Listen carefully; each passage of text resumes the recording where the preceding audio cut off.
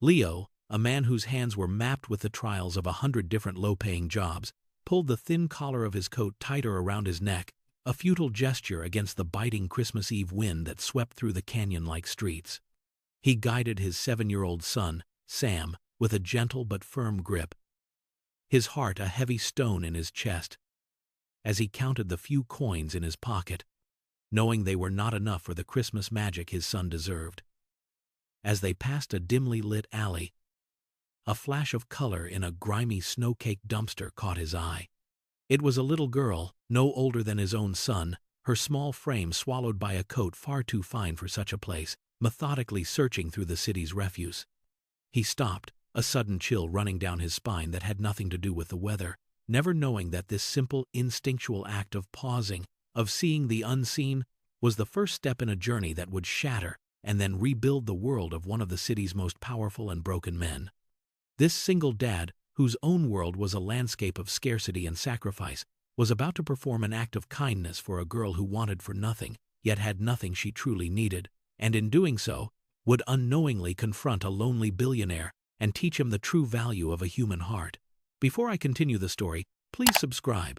I need to reach 1,000 subscribers so I can keep bringing you stories like this every day. It's just one click for you, but it means a lot to me. Thank you. The wind howled a mournful carol, whipping discarded newspapers into ghostly dancers in the air. Leo watched the girl for a long moment, his mind a whirlwind of confusion and concern. Every instinct screamed at him to move on, to get Sam home to the meager warmth of their tiny apartment, where a single, sad-looking cupcake with a candle served as their festive feast. The world was full of dangers, and a strange child in an alley was a variable he could not afford. Yet, the image of her small, determined hands sifting through orange peels and damp cardboard was a splinter in his soul. He looked down at Sam, whose wide, innocent eyes were also fixed on the girl, a silent question clouding his face. How could he teach his son to be a good man, to be kind and compassionate, if he himself walked away? The hypocrisy of it was a bitter taste in his mouth. He thought of his late wife, Maria, who had always seen the best in people, whose entire philosophy was built on the simple principle of offering a hand to anyone who stumbled. To ignore this child would be to betray her memory, to betray the very foundation upon which he was trying to raise his son. The city rushed around them, a blur of hurried shoppers and festive lights that seemed to mock their own quiet desperation. He took a deep, steadying breath, the frigid air burning his lungs, and made a decision. It wasn't a choice born of logic or safety, but one that came from the deepest, most unyielding part of his character, his profound, unshakable humanity. He squeezed Sam's hand gently, a silent promise, and took a tentative step towards the alley, his heart pounding a nervous but resolute rhythm against his ribs. The shadows in the alley seemed to deepen, but for the first time that night, a tiny flicker of warmth ignited within him, a flame of purpose that pushed back against the encroaching cold. He approached slowly, not wanting to frighten her. "Excuse me," he said, his voice softer than he intended, almost carried away by the wind. The girl flinched, her head snapping up. In the faint glow of a distant street lamp, he could see her face more clearly. She had large, expressive eyes, the color of a stormy sea, and cheeks reddened by the cold. Her coat, though smudged with grime, was clearly expensive, a deep emerald wool with a velvet collar. It was a stark contradiction to her current activity. She clutched a small metallic object in her gloved hand, hiding it behind her back as if caught stealing a treasure. "Are you all right?" Leo asked, keeping a safe distance, his body language open and non-threatening. "Are you lost?" The girl simply stared, her gaze wary and assessing. She was a fortress, her eyes scanning him, then Sam, then back again. There was no fear in her expression, but a strange, unnerving maturity. It was the look of someone who was accustomed to observing, not being observed. Sam, however, felt no such caution. He shuffled forward, his own small form wrapped in a coat that was clean but visibly worn at the cuffs. "Are you looking for food?" Sam asked, his voice a pure, high-pitched note in the gloomy alley. "My dad says nobody should be hungry on Christmas." Leo's heart swelled with a painful pride. The girl's stoic expression wavered for a fraction of a second. a flicker of vulnerability in the depths of her guarded eyes. She still didn't speak, but her grip on the object behind her back seemed to loosen. Leo knelt, bringing himself down to their level. "My son is right," he said gently. "It's Christmas Eve. It's cold. We have a little place. It's warm. We don't have much, but we have hot chocolate. Would you like to come have some with us, just to warm up?" The silence stretched, filled only by the city's distant hum and the whistling wind. The girl's eyes moved from Leo's face, which was etched with a genuine, weary kindness, to Sam's, which was open and full of childish curiosity. She seemed to be weighing a decision of immense gravity. In her world, strangers were threats, conversations were transactions, and kindness was a currency with hidden costs. Yet, there was something in this man's gaze, a quiet dignity and a profound lack of expectation, that disarmed her. She saw his frayed cuffs, the worn soles of his boots, the deep lines of worry around his eyes, and understood that he was offering not from a place of abundance, but from a place of shared humanity. She finally gave a small, almost imperceptible nod. Relief washed over Leo, so potent it almost made him dizzy. He stood up, extending a hand not to her, but towards the mouth of the alley. "It's this way," he said. Not pushing, but inviting. She hesitated for another moment, then took a tentative step forward, emerging from the shadows. The object in her hand was now visible. It wasn't a piece of discarded food or a forgotten toy. It was a small, tarnished silver locket, shaped like a heart. It looked old, and the clasp was broken. She must have dropped it, he realized, and had been frantically searching for it. Her quest had not been for survival, but for something sentimental. This small detail deepened the mystery, adding another layer to the puzzle of the girl in the emerald coat. She fell into step beside them, a tiny, silent figure flanked by the struggling father and his hopeful son. A trio walking away from a dumpster, and towards a destiny none of them could possibly comprehend. Their apartment was on the 5th floor of a walk-up building, with temperamental heating and walls that seemed to breathe the city's exhaustion. Each flight of stairs was a climb. But tonight, Leo felt a strange lightness in his step. The girl, who finally whispered that her name was Lily, was quiet, her eyes taking in every detail of their small home. It was a single room, meticulously clean but undeniably sparse. A worn sofa doubled as Leo's bed. A small kitchenette was tucked into one corner, and Sam's sleeping area was separated by a colorful, threadbare curtain. A small, drooping pine branch sat in a jar on the windowsill, decorated with a single handmade paper star. This was their Christmas. It was a world away from the one Lily knew, a place of polished marble floors, cavernous rooms, and a silence born of emptiness, not peace. Here, the silence was different. It was filled with the soft hum of the old refrigerator, the gentle ticking of a clock, and the palpable presence of love. Sam, bursting with the importance of his role as host, immediately went to his small box of treasures. He pulled out his most prized possession, a wooden horse, its paint chipped and one ear missing, but loved with the fierce devotion only a child can muster. He held it out to Lily. "You can play with him," he offered, his voice full of solemnity. "His name is Valiant." Lily looked at the toy, then at Sam's earnest face, and for the first time, a genuine emotion surfaced on her own.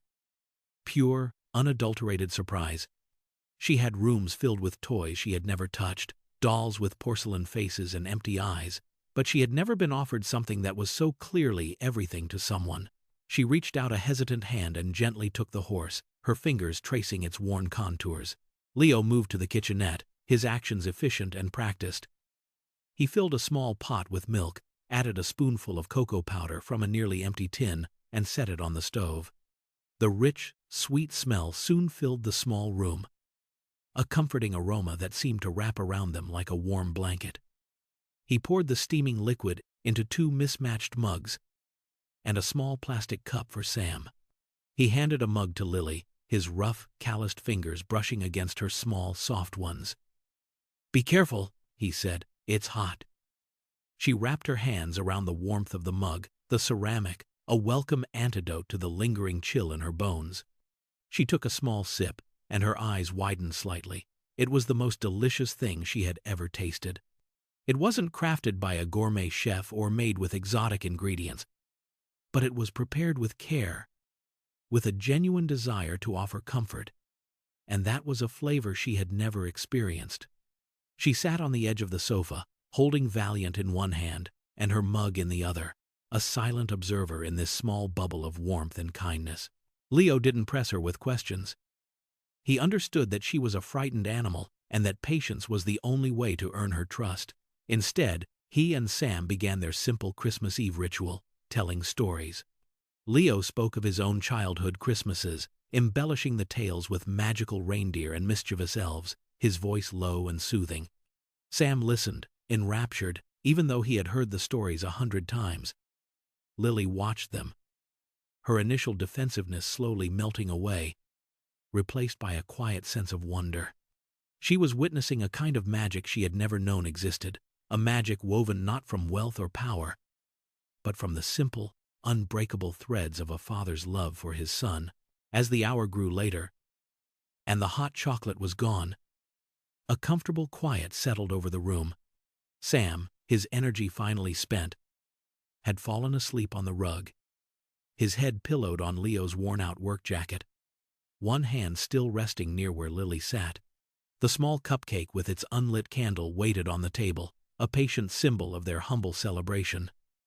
Leo sat in his old armchair, the springs groaning in protest, and watched Lily. She was still holding the wooden horse, her gaze distant, lost in thought. He knew he couldn't postpone the inevitable. He needed to find out who she was, where she belonged. As gently as he could, he began to ask. "Lily," he started, his voice a soft rumble. "Can you tell me where your parents are? They must be terribly worried about you."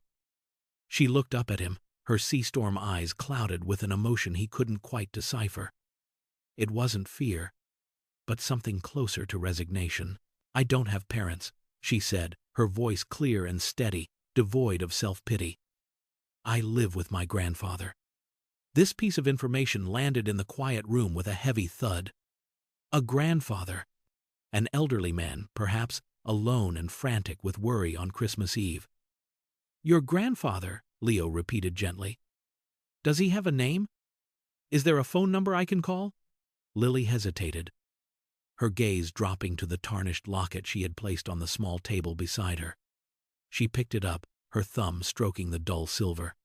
"His name is Alistair," she said, her voice barely a whisper. "He doesn't like phone calls." The answer was strange, evasive. It was clear she was hiding something, protecting this Alistair as much as herself. Leo felt a growing sense of unease. The situation was becoming more complicated, more dangerous than he had imagined.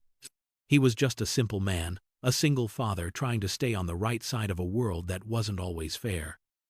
Harboring a lost child, however well-intentioned, could have serious consequences. He tried a different approach, his tone patient and reassuring. "Lily, I promise you're safe here, but your grandfather must be out of his mind with worry. Imagine how scared he is, not knowing where you are on a night like this. We have to let him know you're okay." He pointed to the locket. "You were looking for this so desperately. It must be very important to you. Is it from him?" Her fingers tightened around the locket, her knuckles turning white. She nodded. "It was my grandmother's," she explained, her voice thick with emotion. "She said it would always keep me safe. She gave it to me before she went away." The pieces began to click into place for Leo. A grieving grandfather, a motherless child, a precious memento. It was a story of loss, one he understood all too well. His heart ached for this little girl, and for the old man who was surely searching for her. "We'll find him," Leo said with a conviction he didn't entirely feel. "We'll get you home." Just as he spoke those words, a sudden, authoritative knock echoed from the door. It wasn't the tentative rap of a neighbor or the cheerful knock of a friend. It was loud, firm, and demanding.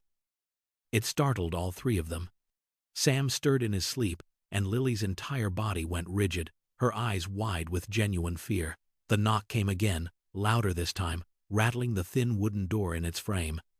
A deep male voice, muffled by the door, called out a single sharp word, "Lily." The fortress the girl had built around herself crumbled in an instant. The quiet, mature observer was gone, replaced by a frightened child. She looked at Leo, her eyes pleading, silently begging him not to answer. Not to let the cold, harsh world outside invade this tiny sanctuary he had created. Leo's mind raced. Who was at the door? The grandfather? The police? His protective instincts flared, not just for his son, but for this vulnerable girl who had, in the space of a few hours, found a place in his heart. He put a finger to his lips, signaling for Lily to be quiet, and moved silently to the door. He peered through the peephole, his heart hammering against his ribs. Standing in the dimly lit peeling hallway were two figures. One was a tall man in a dark, impeccably tailored overcoat, his face severe and impatient. The other was a woman, dressed in a similarly formal suit, holding a tablet, and looking distressed. They were not police officers. They exuded an aura of wealth and authority that was utterly alien to this building.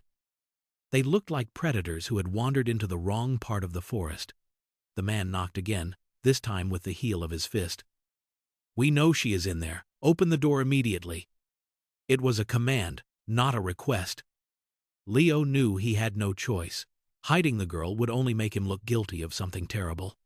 With a deep breath to steady his nerves, he unlocked the 3 deadbolts and opened the door a few inches, blocking the entrance with his body. "Can I help you?" he asked, his voice calm despite the adrenaline coursing through his veins. The man's cold, dismissive eyes swept over Leo, taking in his worn sweater and the humble apartment visible behind him. It was a look of pure disdain. "We are looking for a child," the man said, his voice clipped and precise. "Lillian Finch. She has been missing for 2 hours. We have tracked her here." He made it sound like an accusation, as if Leo were a kidnapper. Before Leo could respond, Lily's small voice piped up from behind him. "I'm here, Gregory." The man, Gregory, pushed the door open, forcing Leo to step back. He and the woman swept into the small room, their expensive leather shoes silent on the worn linoleum. They were an invasive species, their presence sucking the warmth and peace from the air. Gregory's eyes landed on Lily, and a flicker of relief crossed his stern features, quickly replaced by exasperation. "Lillian, you have caused a significant amount of trouble." Mr. Finch is beside himself. His gaze then fell upon the scene. The sleeping boy on the floor, the 2 empty mugs and the plastic cup. The wooden horse clutched in Lily's hand. His expression hardened with suspicion. "What is this? Who is this man?" he demanded, looking at Lily but directing the venom at Leo. "He was nice to me," Lily said, her voice small but firm. "He gave me hot chocolate." The woman, meanwhile, was already speaking into her phone in a hushed, urgent tone. "We have her. Apartment 5B. Yes, sir, she's safe." Leo stood his ground, his fear slowly being replaced by a quiet anger. He had done nothing but show kindness to a lost child, and he was being treated like a criminal. "My name is Leo," he said, his voice steady. "I found your Lillian searching through a dumpster in the alley behind this building. It's Christmas Eve. I wasn't going to leave her out in the cold." Gregory's eyes narrowed, a cynical smirk playing on his lips. "Searching a dumpster? How very dramatic. And you, out of the goodness of your heart, decided to bring a strange child back to your apartment." The insinuation was clear and ugly. He saw Leo's poverty as a motive, his kindness as a pretense. "What did you want? A reward?" The accusation hung in the air, thick and poisonous. It was a violation of the pure, selfless act he had performed, an attempt to stain it with the grime of their own transactional world. Before Leo could form a response, a new presence filled the doorway. An old man, leaning heavily on a simple but elegant wooden cane, stood there, his frame frail but his eyes possessing an intensity that commanded the room. He was dressed in a simple, dark cashmere coat, but the aura of power that emanated from him was unmistakable. This was a man accustomed to being obeyed, a man who had bent the world to his will. His gaze, sharp and piercing, swept across the room, taking in every detail with an almost painful scrutiny. He saw the sleeping boy, the worn furniture, the paper star on the pine branch. He saw his two employees, Gregory and the woman, their officious anxiety, a stark contrast to the room's quiet humility. And then his eyes landed on Lily. A wave of complex emotions washed over his face. Profound relief, deep-seated anger, and a flicker of something else. Something that looked like heartbreak. "Lillian," he said, his voice a low, gravelly rasp that held the weight of years and immense authority. It was Alistair Finch. Even Leo, who paid little attention to the city's elite, recognized the name. A reclusive billionaire, a titan of industry who hadn't been photographed in public for more than a decade. The man was a legend, a ghost who pulled the strings of the city from the shadows of his impenetrable estate. And his granddaughter had been sitting on Leo's sofa, sipping hot chocolate and playing with a one-eared wooden horse. The truth, in its staggering improbability, left Leo utterly stunned, his mind struggling to connect the dots between the lost little girl in the alley and the immense, unimaginable wealth this man represented. Alistair Finch took a slow, deliberate step into the room, his cane making a soft, rhythmic tap on the floor. Gregory and the other assistant immediately shrank back, their previous arrogance evaporating in the presence of their employer. Alistair's focus was entirely on his granddaughter. "Do you have any idea what you have done?" he asked, his voice low and trembling with a tightly controlled fury. "The panic you have caused. The resources I have deployed to find you." Lily did not flinch. She stood up, still clutching the wooden horse, and met his gaze. "I dropped Grandma's locket," she said simply, pointing to the small silver heart on the table. "I came back to find it." Alistair's eyes followed her finger, and for a moment the anger in his expression softened, replaced by a deep, familiar pain. He saw the locket, a relic from a life and a love he had lost, and his breath caught in his throat. His gaze then shifted to Leo, and the cold, assessing look returned. It was the look of a man who saw the world as a chessboard, and every person as a piece to be manipulated or removed. "And you?" he said, his voice dripping with suspicion. "Who are you to my granddaughter?" Leo found his voice, the quiet dignity that was his only armor rising to the surface. "My name is Leo Rossi. I am nobody to your granddaughter. I am a father who saw a child alone in the cold on Christmas Eve and offered her a warm place to stay until she could be found." Alistair let out a short, bitter laugh. "A good Samaritan. How quaint." "In my experience, acts of charity always come with a price tag. So tell me, Mr. Rossi, what is yours? How much do I owe you for your hospitality?" The question was a test, a trap designed to confirm his cynical worldview that everyone was driven by greed. The weight of the old man's cynicism was suffocating, a palpable force in the small room, but Leo did not break.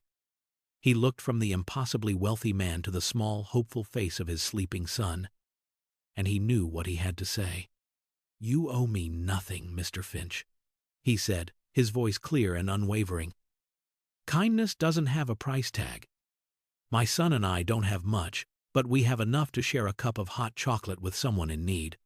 That's a lesson I want my son to learn. It's more valuable than any amount of money you could offer." He gestured around the small, sparse room.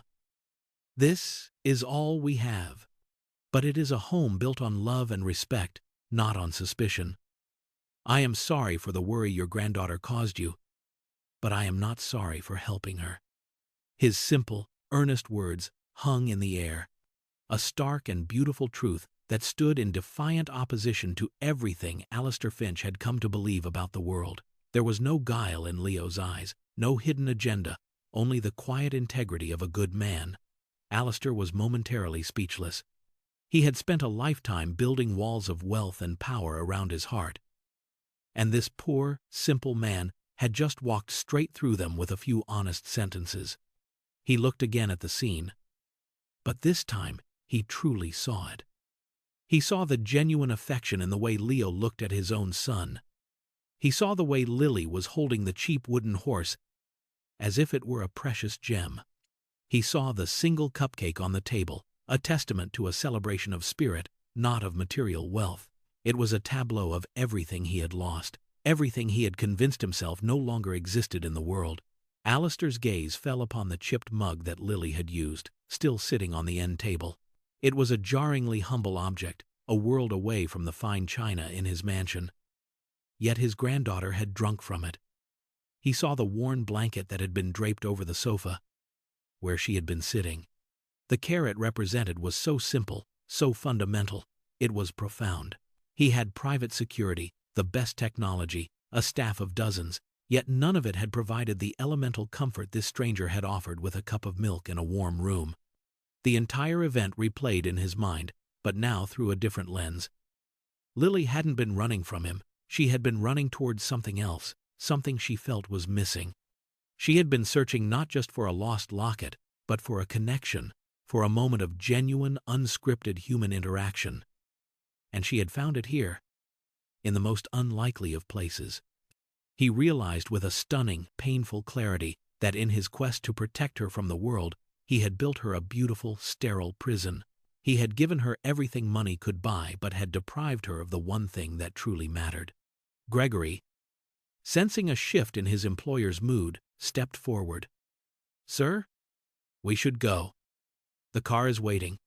Alistair raised a hand, silencing him without a glance. He was not finished. This small room, this humble man, had become the epicenter of a seismic shift within his own soul. The cynical armor he had worn for decades was cracking, and for the first time in years, he felt a flicker of something he had long thought dead. Hope. He took another slow step forward, his eyes locking with Leo's. The power dynamic had subtly but irrevocably shifted.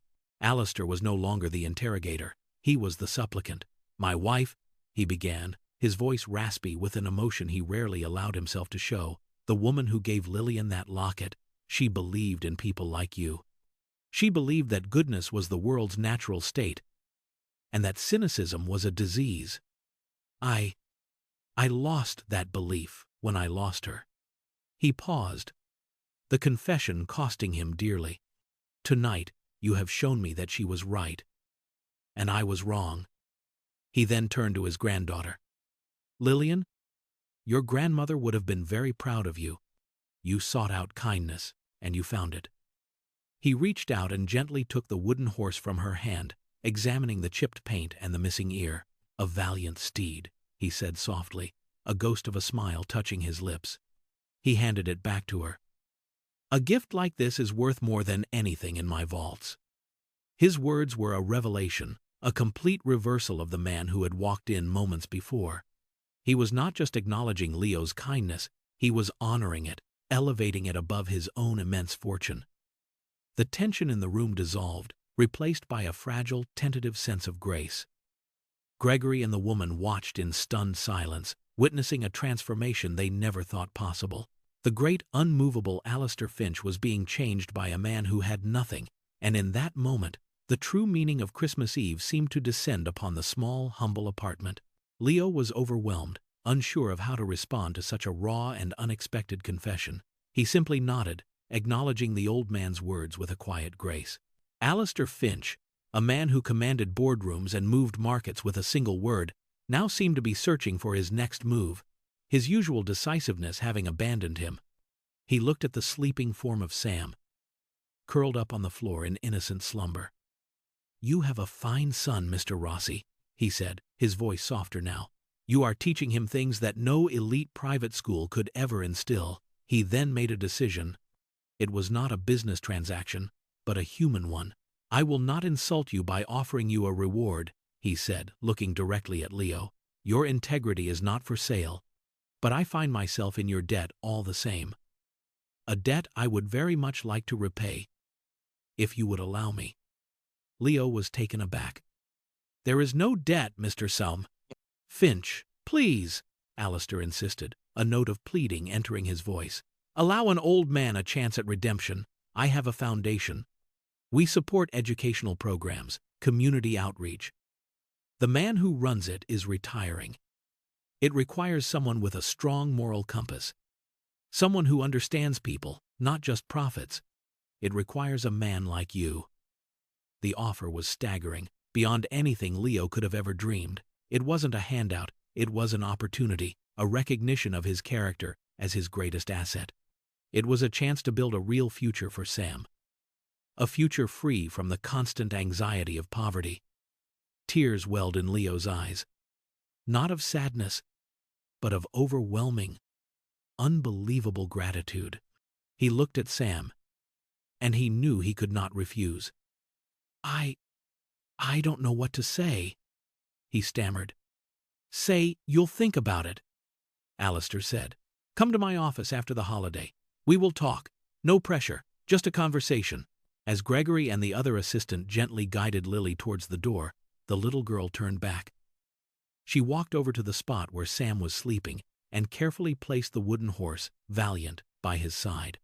Then she walked to Leo, stood on her tiptoes, and gave him a quick, shy hug around his legs. "Thank you for the hot chocolate," she whispered. "It was the best I've ever had." It was a simple sentiment, but it carried the weight of the entire evening's emotional journey. It was a confirmation that the connection they had made was real, a small, perfect moment of human warmth that transcended the vast gulf between their worlds. Leo placed a hand on her head, his heart so full he thought it might burst. "You're welcome any time, Lily."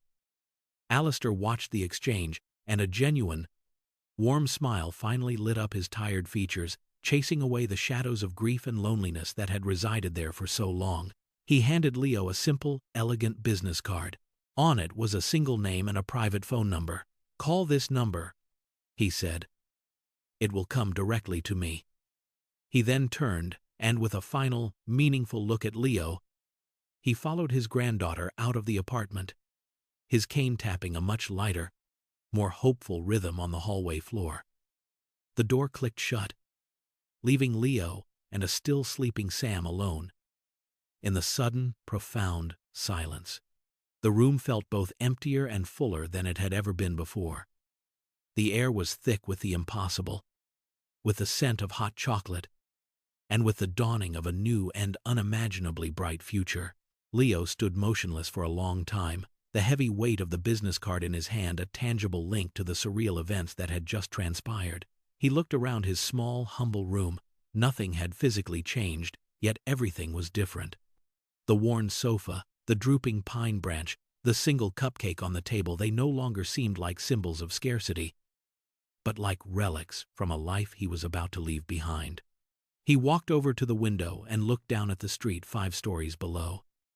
A long, black, impossibly sleek car was parked at the curb. He watched as Gregory held the door open for Alistair and Lily.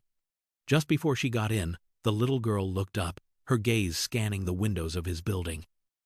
He knew, somehow, that she was looking for him.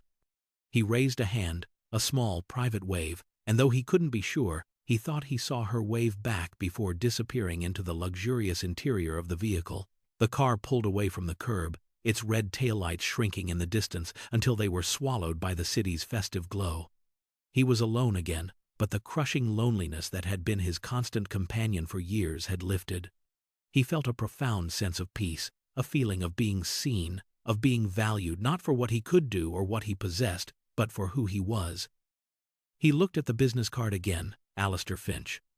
The name no longer represented a mythical, untouchable figure, but a man, as broken and as human as anyone else, who was searching for a reason to believe again. He knelt beside his son, his heart overflowing with love. Sam was his whole world, the sole reason for his struggle, the anchor that kept him from drifting away on a sea of despair. He had spent so long worrying about the things he couldn't give his son, the expensive toys, the fancy clothes, the big house. But tonight, he realized he had been giving him the most important things all along: love, integrity, and the courage to be kind in a world that often wasn't. He had shown his son that wealth was not measured in dollars, but in the compassion one shows to others. He gently stroked Sam's hair, a silent promise passing from father to son.